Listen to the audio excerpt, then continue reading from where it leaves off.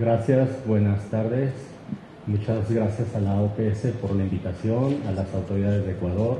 Es un honor para nosotros compartir nuestra experiencia del gobierno mexicano en la implementación de este tipo de impuestos. No es un honor los datos que se han dado respecto a los problemas de obesidad que tenemos, pero bueno, venimos a compartir nuestra experiencia y estamos en la mejor disposición de cooperar en lo que podamos para resolver las cuestiones que surgen. Los impuestos que se implementaron en México son a las bebidas azucaradas y a los alimentos de alta densidad calórica. Por eso vamos a explicar los dos impuestos por separado, porque aunque combaten el mismo problema, digamos que nacieron de forma diferente, el proceso fue diferente, digamos uno fue parto natural y otro por cesárea, pero fueron igual de dolorosos. Algunos datos estadísticos que sustentan el hecho de haber tomado estas medidas, aunque ya se ha recalcado mucho los problemas que enfrentaba México y que es un problema que arrastraba ya de años atrás. Tenemos, por ejemplo, que la obesidad y el sobrepeso en México han tenido un incremento significativo en las últimas décadas, afectando negativamente la calidad de vida de la población. México ocupa el segundo lugar en obesidad entre los países de la OCDE, solo por debajo de los Estados Unidos de América. Ya que siempre nos ganan en todo. Una tercera parte de los adultos, 32.4% en México, padecía de obesidad. En el año 2012 esto significó un incremento de 24% más que en el 2000. Y una tercera parte de los niños en México también padecían sobrepeso o obesidad. Entre los miembros de la OCDE, México tiene el más alto nivel de padecimiento de diabetes. En 2011, del total de la población que se encontraba viviendo en los países miembros de la OCDE y que padecían de diabetes, el 13% eran mexicanos. El 16% de la gente que se encontraba entre los 20 a 79 años tenía diabetes en México. En contraste, menos del 5% de los adultos sufrían de diabetes en países como Bélgica, Islandia, Luxemburgo, Noruega y Suecia. Es importante, antes de pasar a explicar este impuesto, que para poder implementarlo se dio un trabajo integral y en conjunto, junto con la academia, junto con la organización civil, sin el cual no hubiera sido posible. La sociedad civil, por una parte, empezó a acercarse con nuestro poder legislativo, con nuestros diputados y senadores, para hacer conciencia de la importancia y de la relevancia de esta problemática. Y la autoridad, por su parte, se empezó a acercar con las instituciones como el INPS, el Instituto Nacional de Salud Pública, que habían elaborado ya documentos científicos que podrían respaldar la implementación de este impuesto. Es así que, bueno, es importante señalar que los impuestos en sí, su fin primordial, para lo que están hechos es por el principio de suficiencia que deben de tener. Es decir, un impuesto se pone para poder recaudar para que el Estado pueda proveer de recursos. Sin embargo, también pueden tener fines extrafiscales para disminuir el consumo o la demanda de un producto que es dañino para la salud. En este caso, en México, este impuesto es conocido como el IEPS, el Impuesto Especial sobre Producción y Servicios, que es con el que se grava el alcohol y el tabaco, entre otras cosas. Entonces, es un impuesto al consumo específico y fue cuando se decidió que para contribuir a reducir este problema en la salud pública, se gravaran a las bebidas saborizadas con azúcares calóricos añadidos. ¿Por qué este nombre tan largo? Bueno, porque en las negociaciones que hubo con las refresqueras, porque las refresqueras también tienen poder de negociación con el Congreso y con la autoridad, pidieron mucho que no se satanizara el nombre de refrescos como el único causante de la obesidad, porque no era cierto, decían que era un problema multifactorial, que aparte se iba a afectar la producción de azúcar. Entonces decidimos no satanizar los refrescos, creo que aquí se denominan gaseosas. Entonces decidimos irnos por otra denominación y aparte vimos que nos convenía más porque podemos abarcar más. que es bebidas saborizadas con azúcares calóricos añadidos. A continuación voy a dar las características de este impuesto. A partir de 2014 se grava con el IEPS la enajenación e importación de bebidas saborizadas con azúcares calóricos añadidos. El impuesto incluye, siempre que contengan dichos azúcares, los concentrados, polvos, jarabes, esencias o extractos de sabores que al diluirse permitan obtener bebidas saborizadas. Concentrados para preparar bebidas saborizadas que se expendan en envases abiertos utilizando aparatos automáticos, eléctricos o mecánicos. Y bebidas energetizantes y jugos. Ojo, aquí la palabra clave es que contengan azúcares calóricos añadidos. Para esto fue muy importante acercarnos con las autoridades de salud que nos asesoraron en cuanto a qué tipo de azúcares eran los que debían de contener. En la ley están definidos, y yo creo que los nutriólogos y estudiosos de estos temas sabrán más, como los monosacáridos y disacáridos, que comprenden la gama más amplia de endulzante, y polisacáridos cuando en su caso funcionen como azúcares calóricos que se añaden, porque los polisacáridos también tienen otras funciones. Este impuesto es de tipo monofásico, aplicándose solo en el primer eslabón de la cadena de producción y comercialización. Es decir, que se grava únicamente las ventas a nivel de productor e importador. En la cadena de producción, un producto atraviesa varias etapas, desde que se produce pasa al comercializador al mayoreo, luego al comercializador al menudeo, que es el distribuidor, y luego al expendedor, al público en general. Un impuesto puede gravar una sola etapa o puede gravar varias etapas. En este caso se optó porque se iba a grabar únicamente la etapa de productor-importador, más adelante veremos por qué. El impuesto es no acumulativo, ya que permite el acreditamiento del impuesto pagado en la importación, así como el pagado por la adquisición de bebidas saborizadas con azúcares calóricos añadidos. Es decir, el productor importador tiene la oportunidad de acreditar el impuesto que haya sido cargado en sus insumos.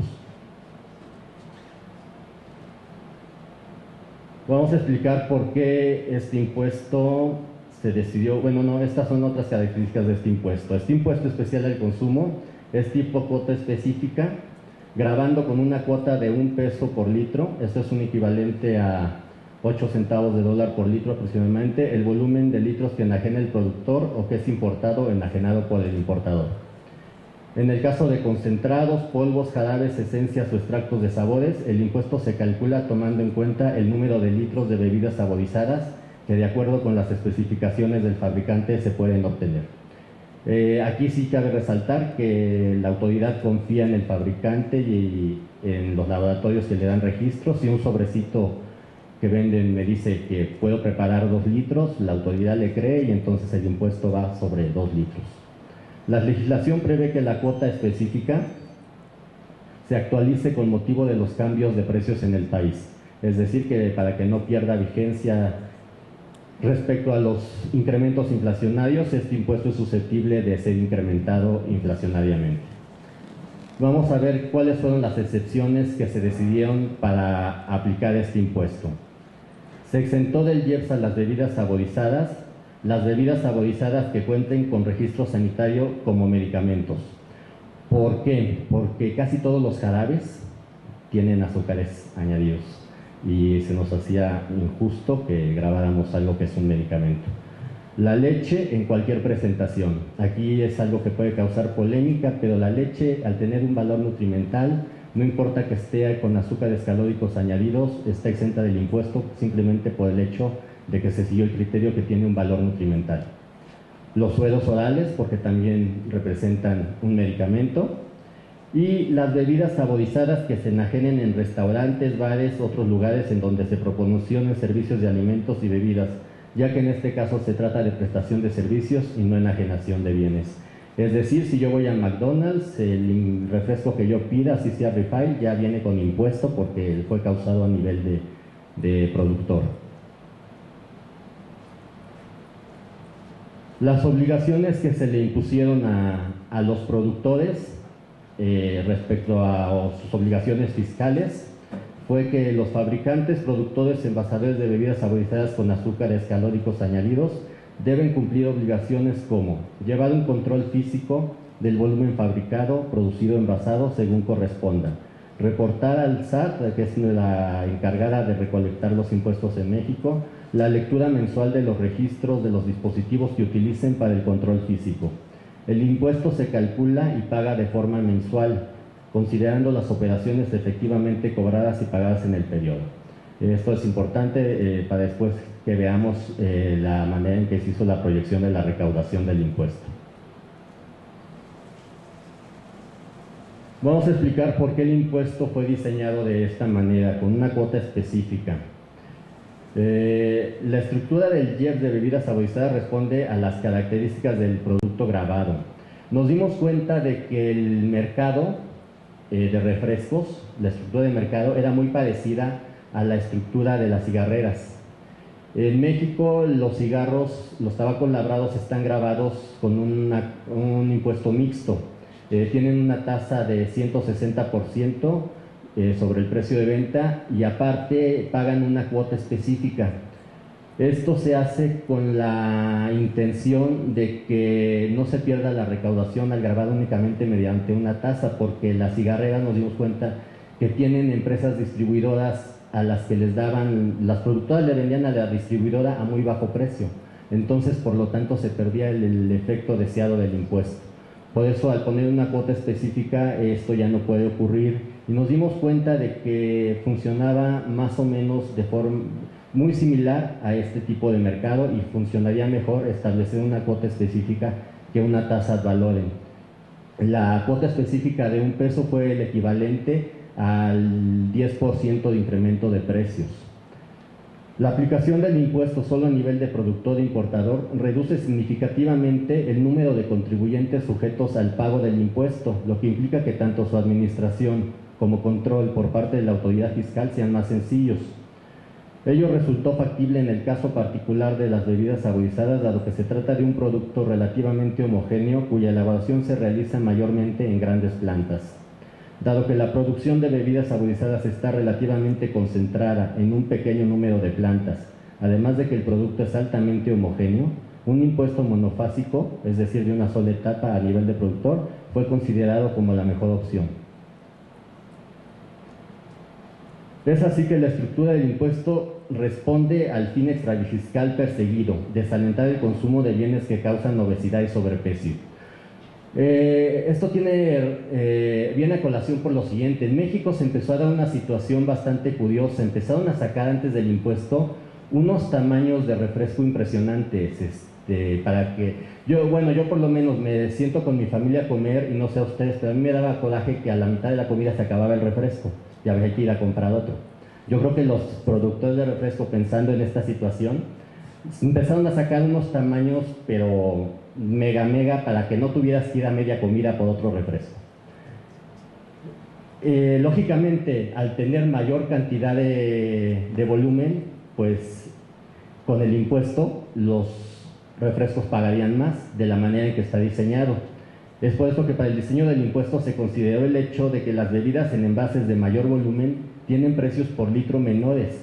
En promedio, para un refresco en una presentación de 600 mililitros, el precio por litro es 2 veces mayor que el de una botella de 3 litros. O sea, aparte de grandes, el precio por litro era mucho menor que el de una botella pequeña. Dado que el problema de la obesidad y sobrepeso está asociado a la cantidad que se consume, independientemente del precio por litro que tenga cada presentación, se decidió que el impuesto fuera específico y no ad valorem. Se estima que la aplicación del impuesto de $1 por litro para la presentación más representativa de 600 mililitros representa el 7.6% respecto al precio al público. En el caso de la presentación de mayor volumen, el impuesto equivale al 13.1% del precio al público. Ustedes pueden ver que es más alta la carga. La carga fiscal media, considerando la participación de las distintas presentaciones, es ya la carga promedio, es de 9.3%. Esta tabla nos resume esta información. Como pueden ver, la presentación de 3 litros queda grabada en un porcentaje del precio con 13.1%. La de 600 mililitros queda grabada en un 7.6% y el promedio ponderado es de 9.3% del precio. Ahora vamos a hablar de cómo se hizo la metodología para ver cuánto íbamos a recaudar por este impuesto. Lógicamente, la recaudación no se acerca ni cercano a los gastos que tenemos en salud, pero bueno, es un primer indicio, es un primer acercamiento para cumplir con este objetivo. Si no se desalienta el consumo, por lo menos recaudar para atacar los daños que está causando esta enfermedad.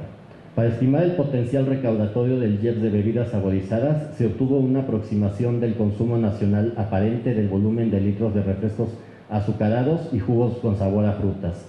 Esto fue con base en una publicación en México que se llama Los Censos Económicos. En este caso utilizamos los de 2009, que son los más recientes. Y ahí, de ahí obtuvimos la información de cuántos millones de litros de refrescos estaban produciendo, y supusimos que la cantidad de refrescos que se produce es igual a la cantidad de refrescos que se consume, porque no es un producto que esté destinado a embodegarse por mucho tiempo. Con el objeto de proyectar, tiene algunos supuestos, después de tener este consumo nacional aparente, lógicamente restando las exportaciones y sumando las importaciones, porque las exportaciones por cuestión de técnica tributaria deben de estar a tasa cero. Se tomó también en cuenta un nivel de evasión, porque lógicamente sería muy utópico pensar que todo el mundo iba a pagar impuestos. Entonces es lógico reconocer que hay algo de evasión en México, hay mucha informalidad, y en este caso supusimos que la evasión iba a ser la misma que la que aplica para el impuesto a valor agregado, que es cercana al 32.5%. Por otra parte, se consideró únicamente la recaudación correspondiente a 11 meses del año, porque el impuesto empezó a aplicarse a partir de enero. Entonces en enero, digamos que se empezó a recaudar, y en febrero tuvimos la primera recaudación. Hay un mes que no se tiene recaudación de refrescos para la estimación. Se proyecta que la aplicación de este impuesto generará una recaudación de 12.5 billones de pesos. Esto es equivalente a $958,000, monto equivalente al 0.072% del PIB. Vamos a ver un poco de la regresividad que significaba el impuesto.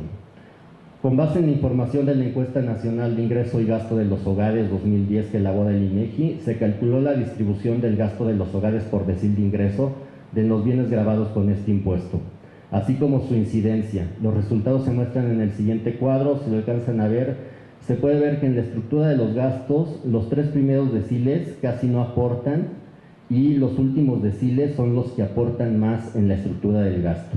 Sin embargo, ya el impuesto, como la carga en el promedio del ingreso de las familias, en el decil 1 era mucho más elevada que en el último decil, es decir, al pobre le va a afectar más en su ingreso que al que más gana.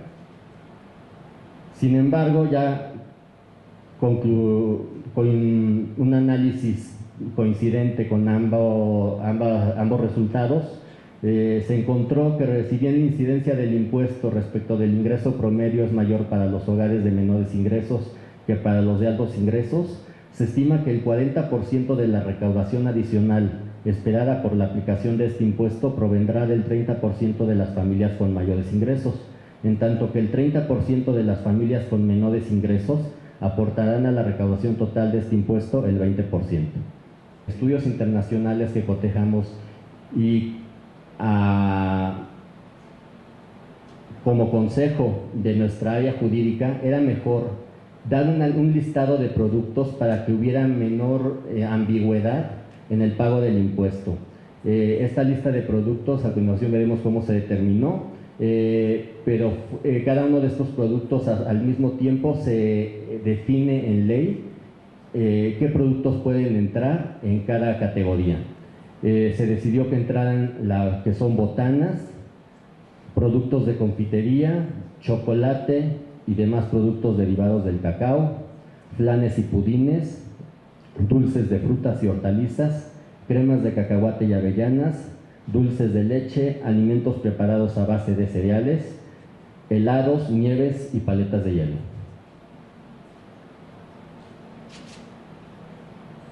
Para determinar y facilitar la identificación de los alimentos no básicos gravados con este impuesto, la ley del IEPS prevé utilizar las normas de etiquetado para alimentos.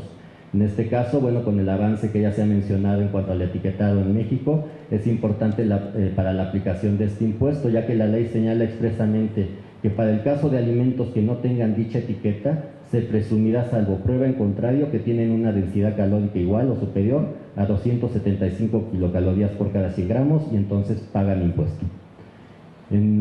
Para definir el umbral de la densidad calórica, se utilizaron documentos de la Organización Mundial de la Salud. Este umbral de 275 kilocalorías o más está sustentado en estudios que ha hecho la Organización Mundial de la Salud, específicamente me parece que es el World Research Cancer Fund el que hizo este estudio, y es la medida estándar a partir de la cual un alimento se considera ya altamente denso en calorías. Asimismo, se trabajó conjuntamente con las autoridades nacionales en materia de salud para establecer los grupos de alimentos no básicos que concentran productos con alta densidad calórica y bajo el valor nutrimental. Es decir, la Secretaría de Hacienda se acercó con el área correspondiente de la Secretaría de Salud para que nos asesoraran en qué alimentos no básicos, y quiero recalcar no básicos, si ustedes ven la lista, nos enfocamos a no básicos, podían entrar dentro de estas categorías, bueno, más bien cómo los podríamos clasificar, y fue con base en su asesoría y en estudios internacionales que nos fuimos por esta clasificación. Este impuesto, a diferencia del impuesto de bebidas saborizadas, es un impuesto de tipo plurifásico no acumulativo, es decir, se aplica en importación y en todos los eslabones de la cadena de producción y comercialización. Permite al enajenante o importador recuperar el impuesto pagado por la adquisición e importación de dichos alimentos vía acreditamiento. Esto tiene su porqué, más adelante veremos. El impuesto es una tasa ad valorem, a diferencia del otro impuesto que es una cuota específica, gravando la enajenación e importación de los referidos alimentos con una tasa del 8%, el precio de enajenación o el valor que se utilice para la importación. Vamos a ver por qué se diseñó de esta manera este impuesto a diferencia del otro. El diseño del IEPS de alimentos no básicos con alto contenido calórico responde a las características de los grupos de productos que se gravan. Considerando que el impuesto grava 9 grupos de productos cuyo proceso de producción y comercialización lo realiza un amplio número de empresas, en este caso es un amplio número de empresas, no son pocas empresas como en el otro caso, el impuesto se aplica a lo largo de todos los eslabones del proceso de producción y comercialización, es en la cadena que simplificadamente les comenté desde el productor hasta el consumidor final. En cada etapa se aplica el impuesto, como podría decirse que aplicamos el IVA, así como las importaciones, y su base es el precio en que se enajenan los productos en cada etapa. Este diseño, si bien requiere tener control sobre un mayor número de contribuyentes, genera incentivos para que los propios contribuyentes se fiscalicen entre sí al contraponer los intereses de los productores y vendedores, tal como sucede con el IVA. Es decir, como el productor le traspasa el impuesto al comercializador, al mayoreo, este tiene que acreditar el impuesto que ya le fue trasladado y trasladar subsecuentemente el resto del impuesto hasta el consumidor final, que ya no tiene posibilidades de realizar este acreditamiento. Esto, como pueden ver, nos da la pauta para que haya en la misma cadena se dé un efecto de fiscalización sin que la autoridad tenga que intervenir tan meticulosamente. Debido a que el impuesto se aplica en los diferentes eslabones de la cadena de producción y comercialización del grupo de bienes, se determinó que este impuesto fuera ad valorem. Como ustedes pueden ver, la lista de alimentos es un grupo muy variado, sería muy complicado establecer una cuota específica porque algunos productos vienen en empaques, otros vienen en kilogramos, otros vienen en piezas. Establecer una cuota específica sería una locura, por eso se optó por establecer una tasa ad valorem.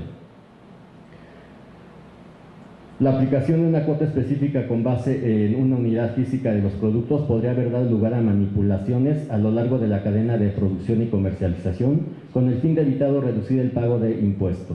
Por la heterogeneidad de los bienes gravados hubiera resultado complejo determinar una cuota específica.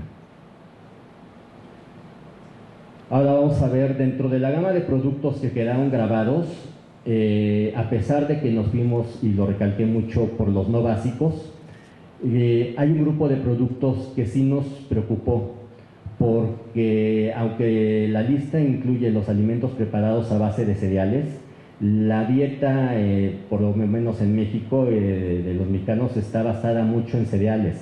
El impuesto sobre lo que iba era sobre los cereales con azúcares, como los cereales que se dan en el desayuno, las barritas de cereal, pero no para grabar a los cereales como fuente de consumo primordial de la dieta del mexicano. Los alimentos, entonces, para evitar que a través de este impuesto quedaran grabadas productos de consumo básico por su importancia en la dieta de las familias, la ley del IEPS establece que el Servicio de Administración Tributaria debe publicar una lista de alimentos básicos que no están grabados con este impuesto. Los alimentos de consumo básico que no están grabados con este impuesto tienen dos características.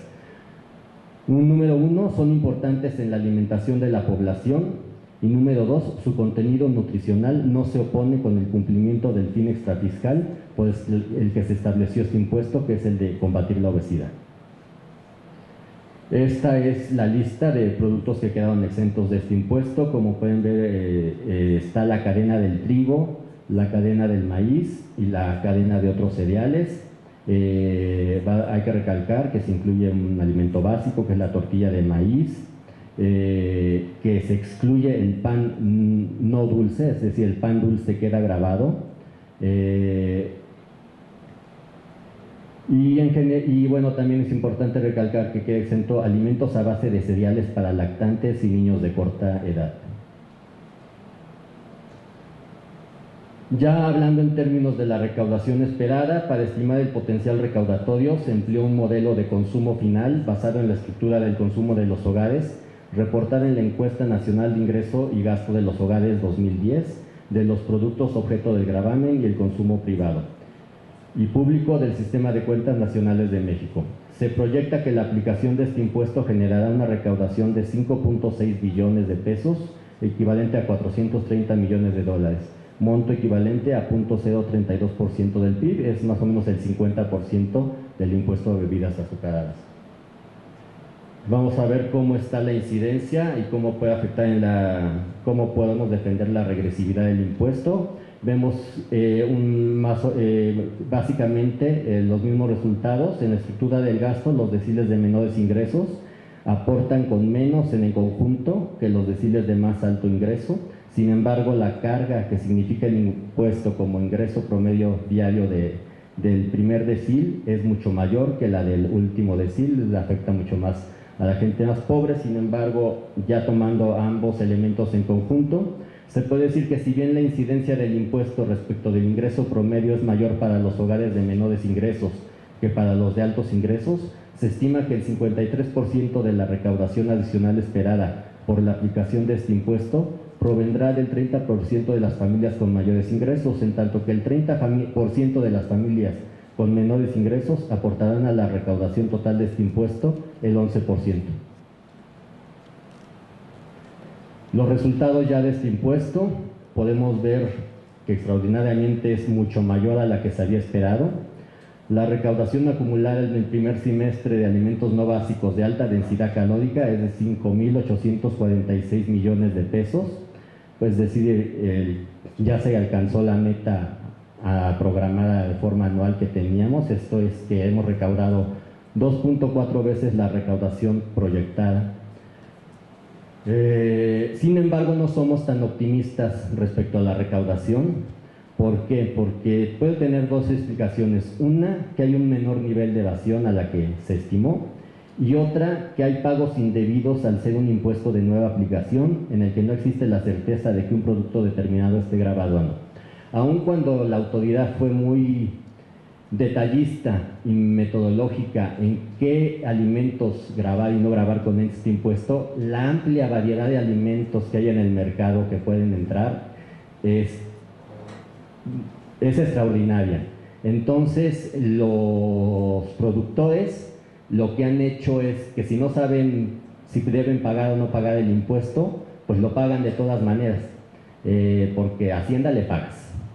Y ya después, pues vemos si te compensamos o no debes de pagar el impuesto, porque si no, por multas y recargos te va peor. Entonces, quizá ya cuando se definan realmente qué productos entran y qué productos no entran dentro de las categorías, que es el ejercicio que estamos haciendo en este año a través de criterios normativos que está emitiendo la autoridad, la recaudación ya sea más cercana a la que se tiene proyectada. Eso es todo, muchas gracias.